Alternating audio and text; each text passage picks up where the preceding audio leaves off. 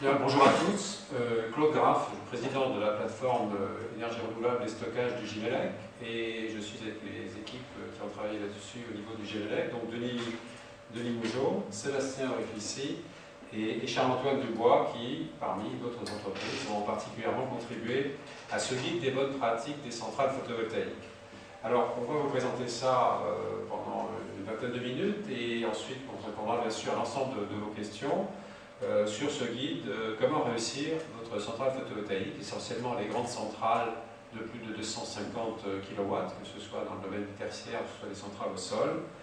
Et donc le sommaire tel que nous allons vous le présenter est suivant. C'est d'abord pourquoi ce guide et pour qui, quels sont les engagements des professionnels du GIMELEC et comment vont-ils vous aider à réaliser votre installation, est-ce qu'elle soit fiable et sur la durée. Quelles sont les bonnes pratiques aussi, puisque nous avons mis en commun l'ensemble des savoir-faire des industriels du GIMELEC pour qu'au cœur des centrales, on sorte une installation de qualité. Quels sont les indicateurs de performance et puis aussi comment, demain et déjà aujourd'hui, raccorder ces centrales qui sont des sources intermittentes au réseau. Et vous allez entendre parler de beaucoup de smart grid. On est en plein là-dedans avec le raccordement des centrales. Voilà le sujet. Et donc nous allons nous le décliner dans les différentes parties. Donc pourquoi ce guide et pour qui? Ce guide s'adresse d'abord à l'ensemble des investisseurs que vous êtes, qui peuvent être des investisseurs financiers, qui peuvent être des agriculteurs, qui peuvent être des collectivités locales, des gens qui ont des entrepôts de logistique ou des supermarchés.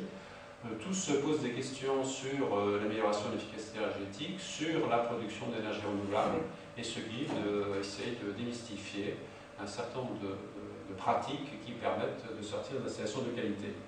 Alors pourquoi ce guide? Ce sont des investissements de long terme. Vous investissez souvent des centrales pour 20 ans. Il faut que ce soit fait avec, beaucoup d'acteurs. C'est aussi bien les fabricants de panneaux que des fabricants de transformateurs, des fabricants d'onduleurs. Il faut contrôler tout ça.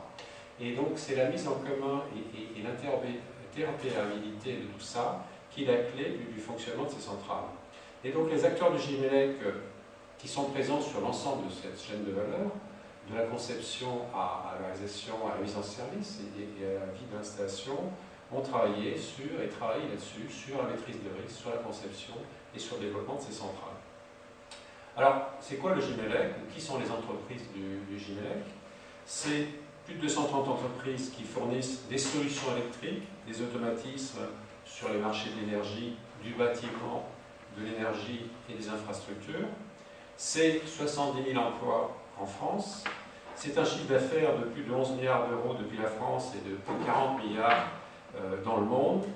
Et le cœur du métier, c'est l'électricité, c'est l'énergie électrique, et c'est, par rapport aux objectifs du 3 x 20 en Europe, des tas d'applications et de savoir-faire qui sont en plein dans le cœur de ces préoccupations des 3 x 20 en Europe. C'est l'efficacité énergétique active, comment améliorer le fonctionnement énergétique des bâtiments, c'est les smart grids et les raccordements au réseau, c'est le déploiement des véhicules électriques. Vous voyez qu'aujourd'hui, on a beaucoup de tests qui sont là, mais tout ça, il y a beaucoup de conversion d'énergie là-dedans. Et ce sont des solutions dans les énergies renouvelables, que ce soit sur le domestique, où le GIMELEC a déjà sorti récemment une plaquette sur comment réaliser une installation dans le domaine domestique photovoltaïque. Ici, on est dans un guide des centrales photovoltaïques au sol ou sur les toits. Alors, quels sont les engagements des professionnels du GIMELEC dans ce domaine? Ils sont essentiellement au nombre de cadres. Ils sont d'abord dans le domaine de la sécurité, avec le respect des normes, des conceptions qui respectent ces normes, des conceptions qui font attention à la sécurité des biens et des personnes. Ils sont dans la pérennité, dans la sélection, la compatibilité des matériels. Il ne suffit pas juste de mettre des appareils les uns à côté des autres. La compatibilité entre ces matériels est quelque chose qui est importante. Elles sont au niveau de l'environnement, d'avoir des technologies qui sont durables et qui aussi d'anticiper dès le départ la maîtrise de fin de vie d'installation. Et puis elles sont au niveau de la rentabilité, parce que quand vous investissez dans une centrale, il faut que cet investissement soit pérenne dans la durée, il faut que l'efficacité de la centrale soit dans la durée, et donc c'est lié au cycle de vie, à la capacité de maintenir la centrale, c'est la capacité de la faire fonctionner dans la durée. Alors, juste un petit problème technique, on n'a pas la vision de ce qui se passe sur l'écran ici. Qu'est-ce qu'une centrale photovoltaïque? Vous connaissez tous Et vous voyez la partie la plus visible, qui sont les panneaux photovoltaïques. Ce n'est pas le sujet de ce document, puisque les panneaux photovoltaïques, c'est un savoir-faire des fabricants de panneaux, c'est compliqué. Ce n'est pas notre métier. Par contre, entre les panneaux et l'utilisateur, se trouve toute la partie de maîtrise de l'énergie, de transformation de l'énergie de courant continu en courant alternatif, avec donc, des savoir-faire électroniques, des savoir-faire de transformation d'énergie, des savoir-faire de raccordement, des savoir-faire de monitoring d'installation. Une centrale photovoltaïque, c'est des milliers de points connectés, donc pour ça il faut une expérience de monitoring. Et vous retrouvez dans le schéma là tout ce qui est finalement cette partie électrique électronique qui est au cœur d'une centrale, qui est entre les panneaux utilisateurs, qui nécessite un vrai savoir-faire. Et donc finalement on a là un savoir-faire historique classique des entreprises de l'électricité, mais appliqué dans un domaine nouveau, qui est la transformation de l'énergie électrique venant de panneaux solaires. Donc c'est différent, c'est de même nature que ce qui peut être fait dans des centrales nucléaires thermiques, c'est un petit peu plus compliqué, et c'est là où finalement le savoir-faire cumulé des entreprises du GIMELEC, adapté à cette application-là, permet de fiabiliser dans le temps des installations et de placer donc cette partie électrique et électronique au cœur du fonctionnement des centrales. Alors, ce que nous essayons de montrer, c'est comment développer, créer une installation de qualité en intervenant sur l'ensemble de la chaîne de valeur, depuis les parties administratives jusqu'aux parties d'études de faisabilité, de conception, de fourniture, d'installation, de mise en œuvre et ensuite de recyclage à fin. Et donc, le guide décrit comment optimiser, travailler, ne pas faire d'erreur dans ces différentes séquences du cycle de vie de l'installation. Nous avons aussi travaillé en collaboration avec le SER, le syndicat des énergies renouvelables, pour la partie administrative qui est complexe. Et donc ce guide cherche à démystifier, à clarifier et aussi à donner un langage commun à l'ensemble des personnes qui peuvent être intéressées par ce type d'investissement. Qu'est-ce qu'on dit aussi dans ce guide? On y démontre aussi quelles sont les bonnes pratiques dans ces différentes séquences. Donc à chaque séquence, vous retrouvez dans ce guide une page par séquence qui décrit qu'est-ce qu'il faut faire, qu'est-ce qui est important, qu'est-ce qu'il ne faut pas faire. Et ça, c'est pas quelque chose de théorique, c'est quelque chose qui est basé sur le cumul d'expérience des différentes entreprises du GIMELEC, qui ont différents métiers, qui sont aussi bien de la conception que de la fabrication de produits, que de l'installation. Et donc, les entreprises ont mis ensemble cette expérience cumulée sur plusieurs années maintenant, parce que c'est quelque chose de récent, dans la création et dans la mise en œuvre, dans le fonctionnement des centrales, pour permettre aux investisseurs de poser les bonnes questions à leurs différents partenaires et de mieux comprendre qu'est-ce qu'il y a eu de faire ou de ne pas faire.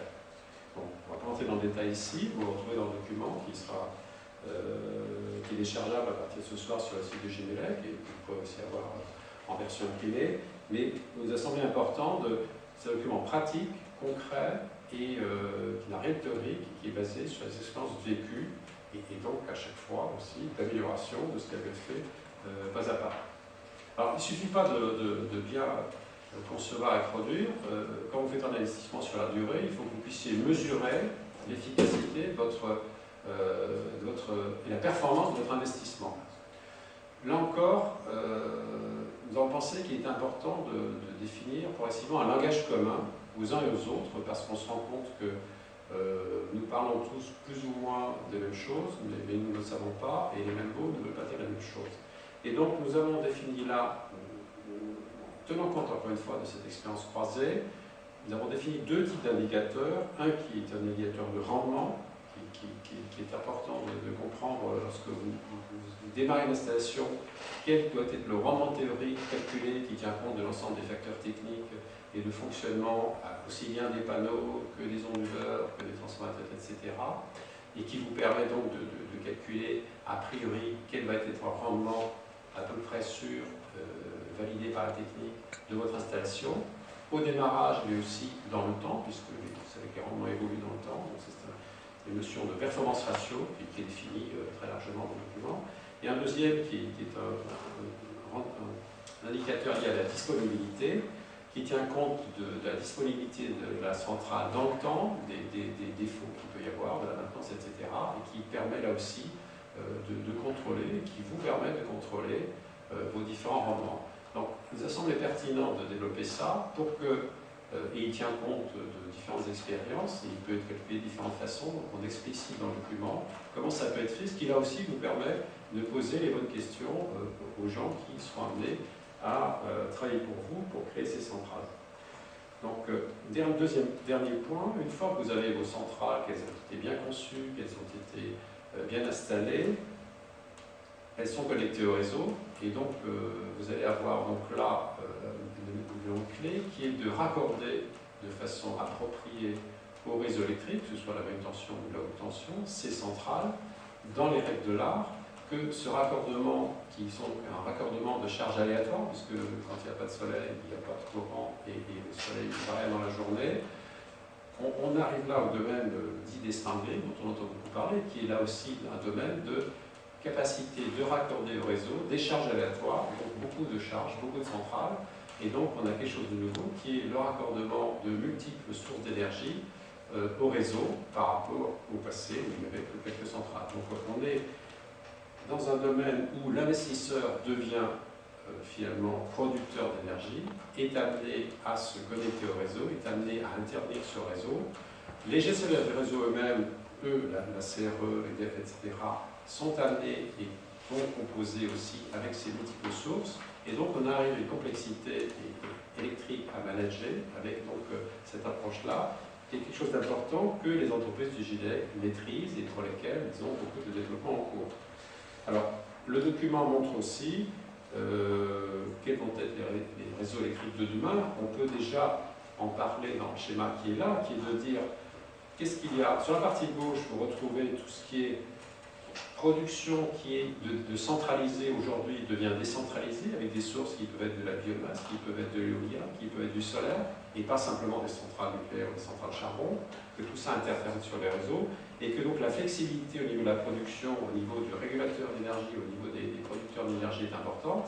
Et à droite, vous avez tout ce qui est, on peut dire, efficacité énergétique active, qui est la maîtrise et l'évolution de la maîtrise de l'énergie à la fois du domestique pour le particulier ou des bâtiments intelligents dans le tertiaire ou dans l'industrie, mais aussi demain du véhicule électrique. Donc vous avez là toute une évolution de l'utilisation électrique, que ce soit au niveau du domestique ou au niveau du tertiaire, avec l'efficacité énergétique active, qui fait qu'on va manager, et on manage déjà, les besoins d'énergie, et que finalement on va devoir rendre compatible à la fois la production d'énergie qui est très flexible, qui va être de plus en plus flexible, et l'utilisation qui va varier dans le temps, qui va être managée pour optimiser les besoins énergétiques. Et donc, on va finalement avoir des échanges dans les deux sens, à la fois de consommateurs qui sont consommateurs, mais qui sont aussi producteurs, et d'optimisation entre la production et la demande de l'énergie. C'est ce qu'on peut appeler avec des compteurs intelligents au milieu de tout ça, qui permettent de contrôler, de mesurer ce qui se passe. Donc, si on veut schématiser les smart grids, différentes façons de le faire, on est là dans des réseaux de demain où tout ça interagit, et donc ces fameuses centrales vont venir, et l'interconnexion de ces centrales, l'optimisation de cette connexion avec les réseaux est quelque chose qui est un travail fondamental mené par l'entreprise du GIMELEC. Le GIMELEC, par ailleurs, pilote au niveau pour le gouvernement, dans les COSEI, qui sont les groupes de travail du ministère de l'Industrie et du ministère de l'Écologie sur l'énergie de demain, pilote des travaux sur les smart grids et le stockage de l'énergie, et contribue donc à bâtir la politique de la France dans ces domaines-là, qui sont des enjeux majeurs pour les entreprises dans les années à venir. Alors, qu'est-ce qu'on